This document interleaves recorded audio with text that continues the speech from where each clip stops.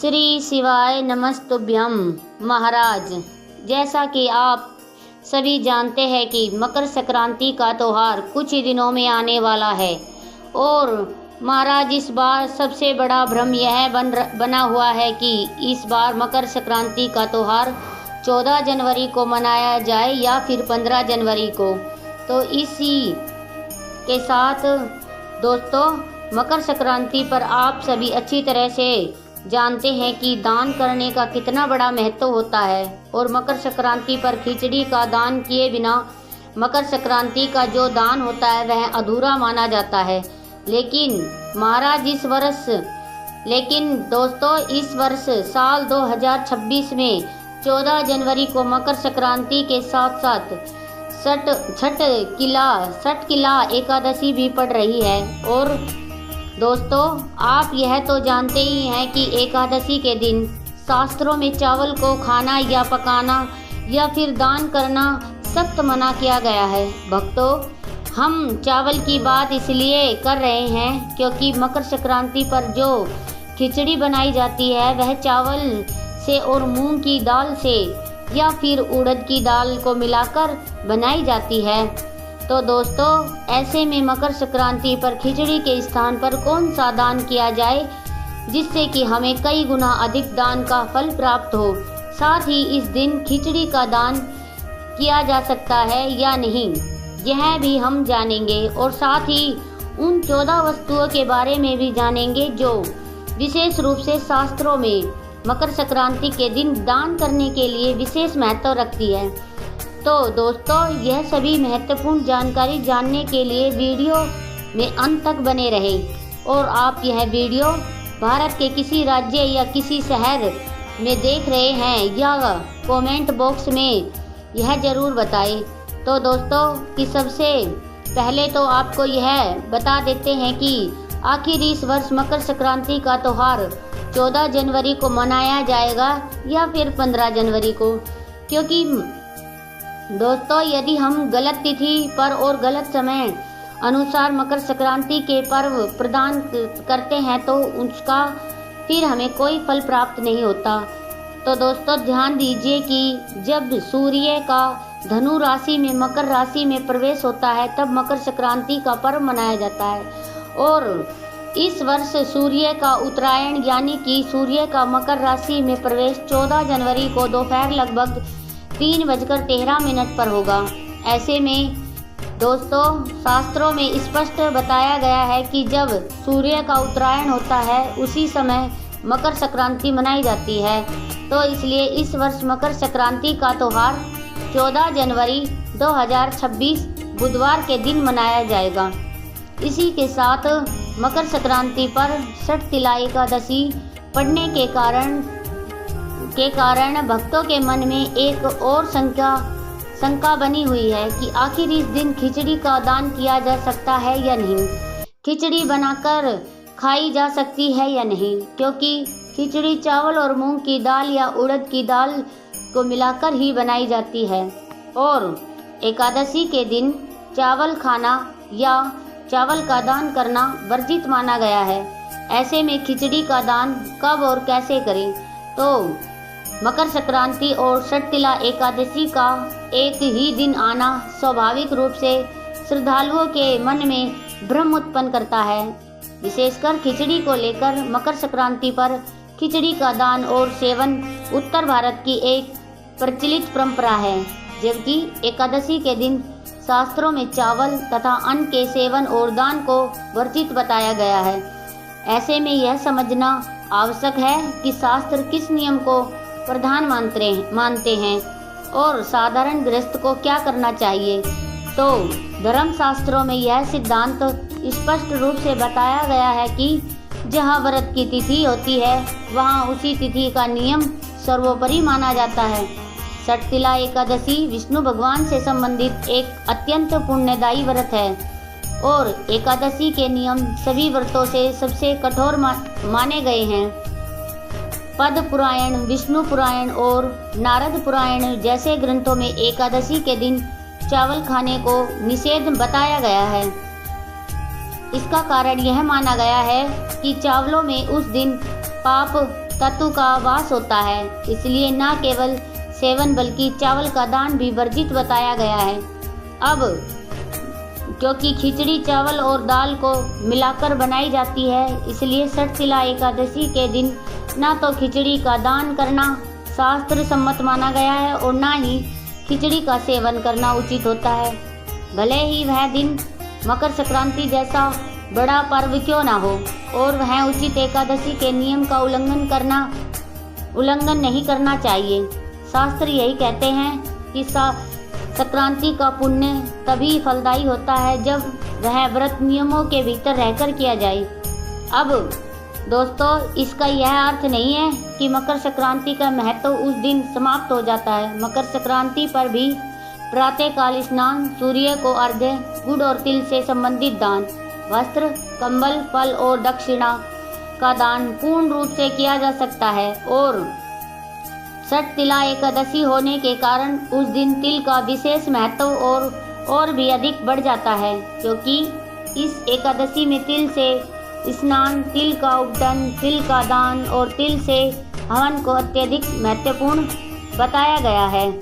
जो श्रद्धालु मकर संक्रांति को खिचड़ी की परंपरा निभाना चाहते हैं, वे उसे अगले दिन द्वादशी को बनाकर दान कर सकते हैं, या संक्रांति के पुण्यकाल के बाद जब एकादशी समाप्त हो जाए तब खिचड़ी का दान और प्रसाद किया जा सकता है। ऐसा करने से ना तो एकादशी का दोष लगता है और ना ही मकर संक्रांति का पुण्य नष्ट होता है।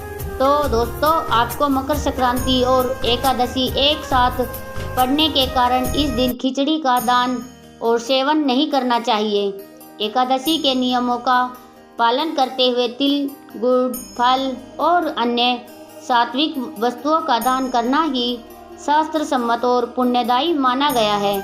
ऐसा करने से भगवान सूर्य और भगवान विष्णु दोनों की कृपा प्राप्त होती है और व्रत तथा पर्व दोनों का पुण्य फल मिलता है। तो चलिए महाराज, अब हम उन 14 वस्तुओं के बारे में भी जान लेते हैं जिन्हें आपको इस मकर संक्रांति पर दान अवश्य ही करना चाहिए, जिससे कि आपके जीवन के जो सारे दुख हैं, कष्ट है, वह सभी समाप्त हो सके और आपकी जो समस्त अधूरी मनोकामनाएं हैं वह सभी पूर्ण हो सके। दोस्तों, आप यह तो अच्छी तरह से जानते हैं कि मकर संक्रांति पर दान पुण्य का कितना अधिक महत्व होता है और इस वर्ष मकर संक्रांति पर षटतिला एकादशी का महासंयोग भी बन रहा है।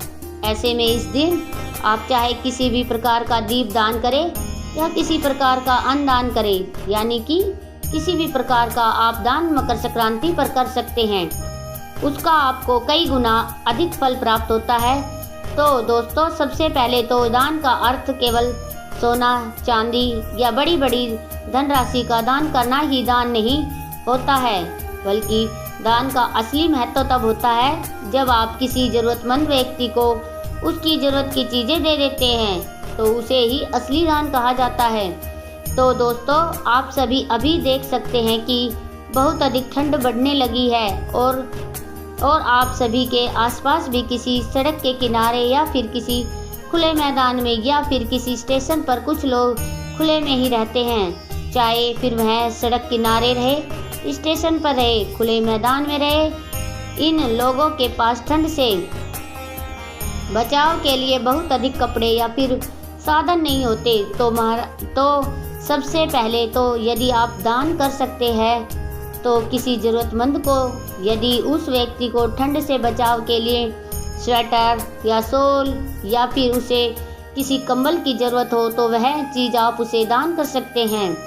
हम आपसे यह नहीं कह रहे कि आप यह सभी सामान का दान उस व्यक्ति को करें, उस व्यक्ति को जिस वस्तु की सख्त ज़रूरत है, उस वस्तु का भी आप उसे दान कर सकते हैं। या फिर रोड किनारे या किसी भी जगह खुले में कुछ बच्चे होते हैं जो ठंड से तड़पते रहते हैं, उन्हें भी आप कंबल दान कर सकते हैं या ठंड से बचाव के कपड़े दान कर सकते हैं।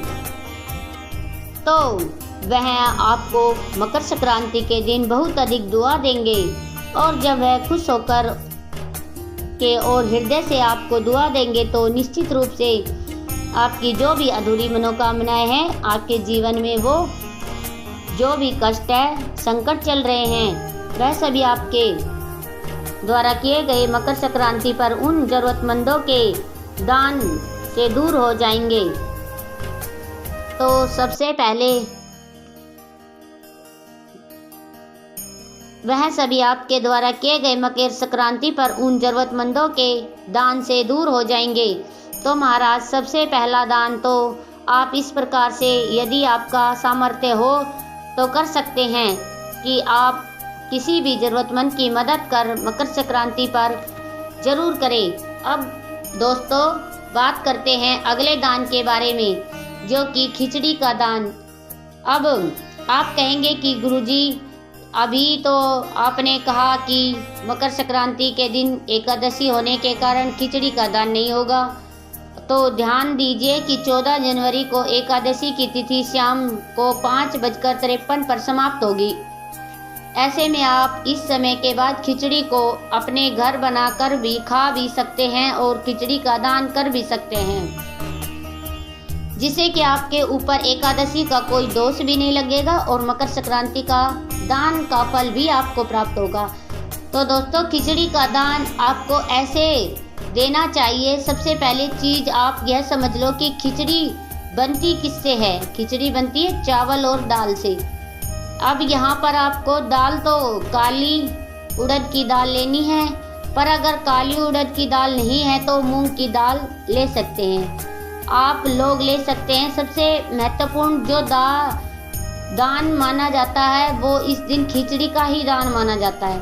तो आपको खिचड़ी बनाकर के दान नहीं करनी है। तो दोस्तों, आपको एक पात्र लेना है, उसमें आधे तो चावल लेने हैं और आधे आपको मूंग या फिर उड़द की दाल लेनी है। यानी कि आपको इस पात्र में आधे चावल और आधी दाल दोनों को मिला लेनी चाहिए, क्योंकि यह दोनों चीज़ें अलग अलग इस दिन नहीं दी जा सकती। कच्चे चावल और कच्ची दाल मिलाकर ही इस दिन दान किया जा सकता है और इसका भी हमें फल मिलता है। यह दान आप चाहो किसी ज़रूरतमंद इंसान को भी दे सकते हैं, या तो मंदिर में जाकर पंडित जी को दे सकते हैं, इसमें कोई दिक्कत नहीं है। उस दान का आपको फल जरूर मिलता है। इस दिन खिचड़ी का दान विशेष और महत्वपूर्ण यहाँ पर माना जाता है। बस ध्यान रखना है कि एकादशी समाप्त होने के बाद ही आपको यह दान करना है, क्योंकि एकादशी पर चावल को खाना या दान करना दोष युक्त माना गया है। अब दोस्तों, आप इसके बाद जो दान आता है वह है तिल और गुड़ का। तो आप सभी से यहाँ फिर मकर संक्रांति के दिन गुड़ या तिल से बनी मिठाई या फिर इसके लड्डू जरूर ही बनाते होंगे। तो आप इस दिन गुड़ और तिल के कुछ लड्डू किसी ज़रूरतमंद व्यक्ति को या फिर किसी पंडित जी को, यदि आप किसी को दान करते हैं मकर संक्रांति के दिन, और दान ऐसे व्यक्ति को करें जिसे भोजन की सख्त ज़रूरत हो, जो भूखा हो, यदि उसे दान करेंगे तो आपको कई गुना अधिक फलों की प्राप्ति होगी। तो इस दिन तिल और गुड़ का दान भी बहुत अधिक महत्व रखता है और इससे आपको भगवान सूर्य का आशीर्वाद भी प्राप्त होगा, जिससे कि आपका भाग्य हमेशा चमकता रहेगा। क्योंकि शास्त्रों में ऐसा बताया गया है, जो भी व्यक्ति तिल और गुड़ का दान मकर संक्रांति के दिन करता है तो उसके कई प्रकार के कार्य सही होने लगते हैं, यानी कि कर्ज से मुक्ति मिलने लगती है, सभी कार्यों में सफलता मिलने लगती है और सारे कार्य आपके बनने लगते हैं। अब अगला जो दान आता है वह है सप्तदान का दान।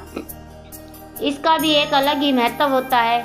मकर संक्रांति के दिन दान करने का सप्तधान का मतलब आप समझ ही रहे होंगे, नाम में ही 7 तरह की धान, 7 तरह का अनाज। अब वो 7 तरह का अनाज कैसे दिया जाता है, यह सबसे पहले सुनो। तो यह सप्तधान एक ही पात्र के अंदर अलग अलग दी जाती है, जिसे सप्तधान कहते हैं। सप्त अलग अलग दिया जाता है।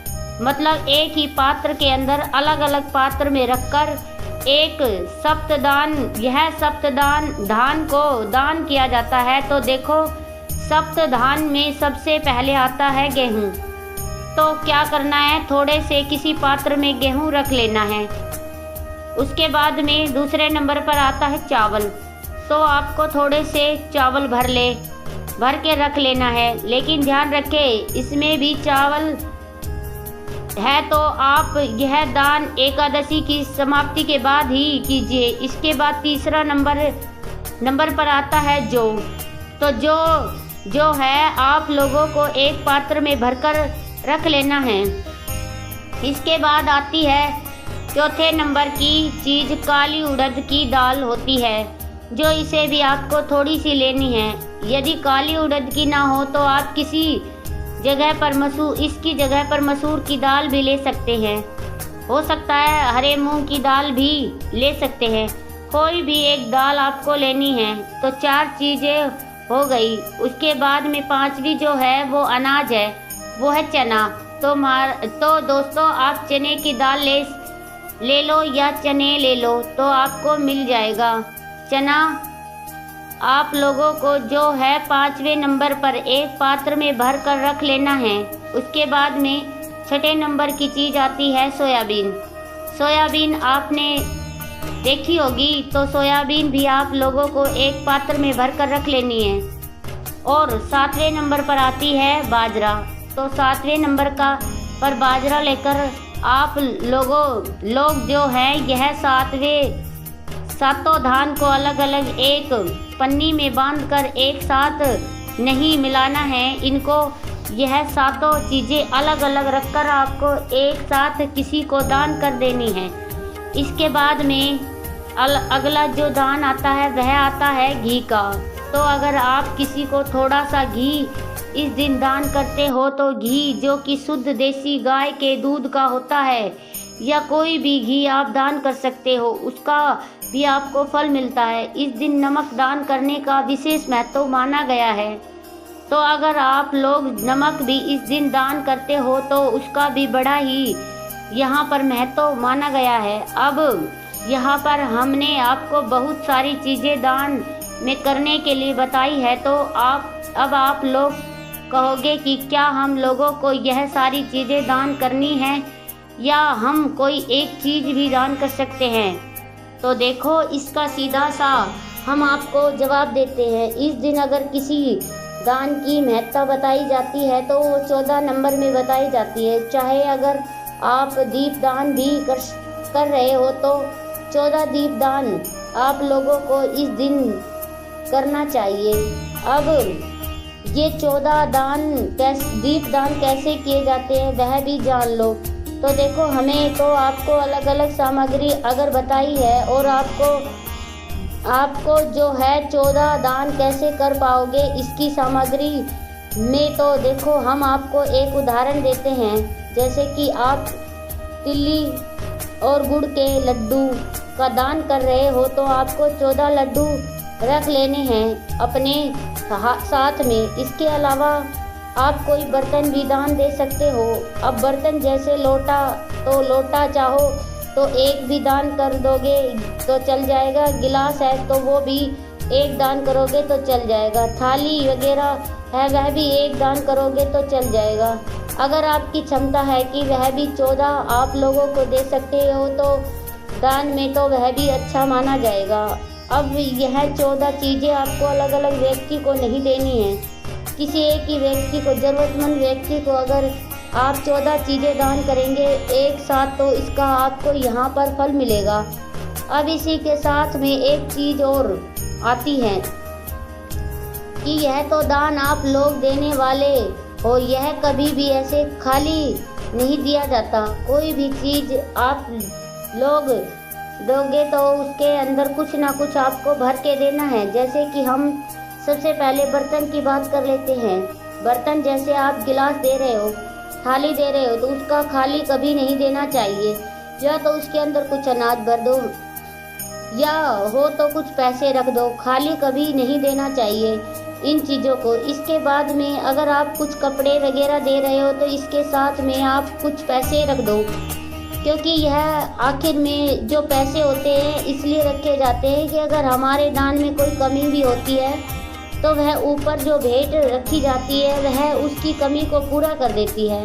हालांकि आप अपनी तरफ से कमी नहीं छोड़ते हो, पर जब भी एक भाव के रूप में वह कमी जो है ऊपर से जो भेंट हम रखते हैं उससे पूरी हो जाती है।